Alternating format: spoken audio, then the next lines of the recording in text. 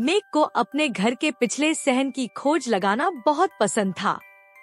आज एक खास तौर पर चमकदार लाल तितली, जिस पर काले धब्बे थे, पुराने बलूत के पेड़ के करीब फड़फड़ा रही थी और मेक को उसे पकड़ना ही था। वह हंस पड़ा जब वह इस न पकड़ में आने वाले कीड़े का पीछा करता हुआ उन ऊंचे पत्तों वाले पौधों की तरफ बढ़ा, जिन पर उसने पहले कभी ज्यादा ध्यान नहीं दिया था। तितली एक छोटे से सुराख में गायब हो गई, जो बलूत के पेड़ की मोटी जड़ों के बीच छिपा हुआ था। जिज्ञासा में डूबा, मेक ने धीरे से पत्ते हटाए और अंदर झांका। यह सुराख सिर्फ अंधेरा नहीं था, यह एक नरम, आमंत्रित करने वाली हरी रोशनी से चमक रहा था, जैसे कि जुगनू किसी बोतल में फंसे हुए हों।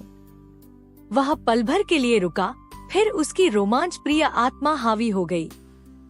शायद तितली को मदद की जरूरत है। उसने खुद से सरगोशी की और तंग जगह में प्रवेश कर गया। एक नरम थप की आवाज के साथ मेक नरम और काई से भरी हुई जगह पर आकर उतरा।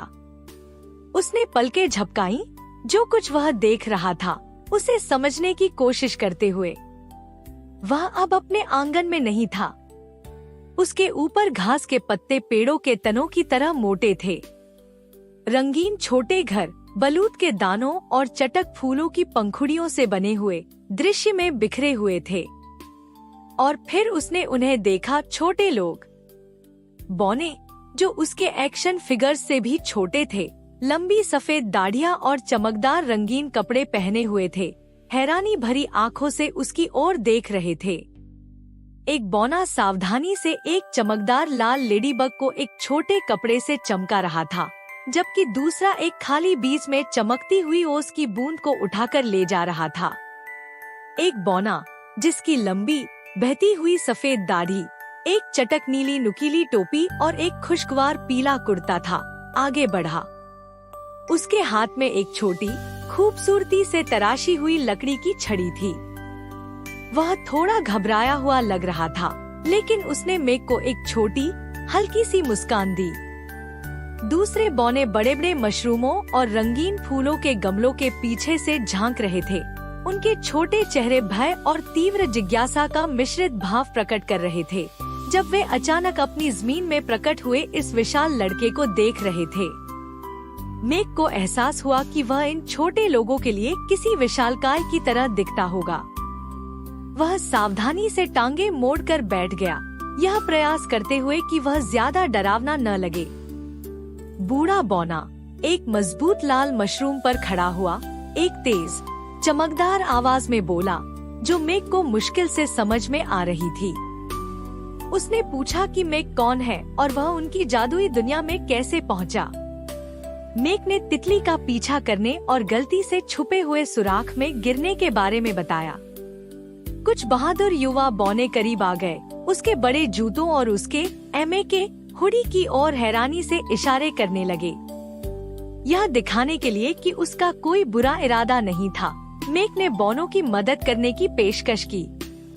उसने देखा कि एक समूह एक बड़े बलूत के दाने को, जो शायद उनके लिए एक चट्टान की तरह था, एक छोटी, काई से भरी पहाड़ी पर धकेलने की कोशिश कर रहा था।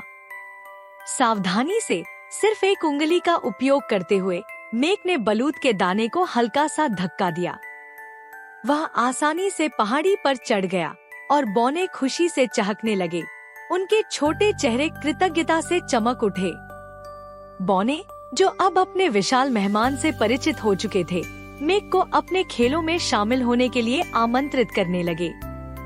उन्होंने उसे अपनी लट्टू दौड़ दिखाई, जहां छोटे जॉकी भिनभिनाते भंवरों की पीठ पर सवार होकर रंगीन फूलों की पंखुड़ियों को पाल की तरह इस्तेमाल करते हुए हवा में उड़ते थे। मेक विस्मय से देखता रहा, हंसता और आनंदित होता हुआ। यह बहुत मजेदार लग रहा था। बौनों ने फिर मेक को एक दावत में शामिल होने के लिए बुलाया। उन्होंने एक बड़े, चपटे मशरूम की टोपी से बनी एक छोटी मेज लगाई और उसे छोटी छोटी जामुने परोसी, जो बेहद मीठे स्वाद की थी, और ओस की बूंदें, जो छोटे बलूत के दानों के प्यालों में दी गई थी। मेक ने सावधानी से एक छोटी टहनी को चम्मच के रूप में उपयोग किया ताकि वह स्वादिष्ट व्यंजन खा सके। वह अपने नए छोटे दोस्तों के बीच एक मित्रवत विशालकाय की तरह महसूस कर रहा था। जब मेघ की दुनिया में सूरज डूबने लगा, पिछले आंगन में लंबे साए डालते हुए मेघ जानता था कि अब घर जाने का समय हो गया है। उसने बोनो को उनकी शानदार मेहमानवाजी के लिए धन्यवाद दिया और वादा किया कि वह उनकी जादुई दुनिया की यात्रा को कभी नहीं भूलेगा। बूढ़े बौने ने उसे एक छोटा, चिकना, हरा पत्थर विदाई उपहार के रूप में दिया। सभी छोटे बौने विदा कहने के लिए हाथ हिला रहे थे। उनकी छोटी आवाजें विदाई शुभकामनाओं से गूंज रही थी। जब मेघ सावधानी से चमकते हुए सुराख में वापस घुस गया, मेघ अपने आंगन में लौट आया था, बलूत के पेड़ की जड़ के पास। पृष्ठभूमि में हरी घास का परिचित लॉन, रंगीन फूलों की क्यारियां और लकड़ी की बाट जो उसके आंगन की सीमा निर्धारित करती थी, दिखाई दे रही थी। छुपा हुआ सुराख अब और नहीं चमक रहा था। वह घास पर घुटनों के बल बैठा था, अपने हाथ में चिकना हरा पत्थर पकड़े हुए, मननशील मुस्कान के साथ उसे देख रहा था। लाल तितली अग्रभूमि में फड़फड़ा रही थी।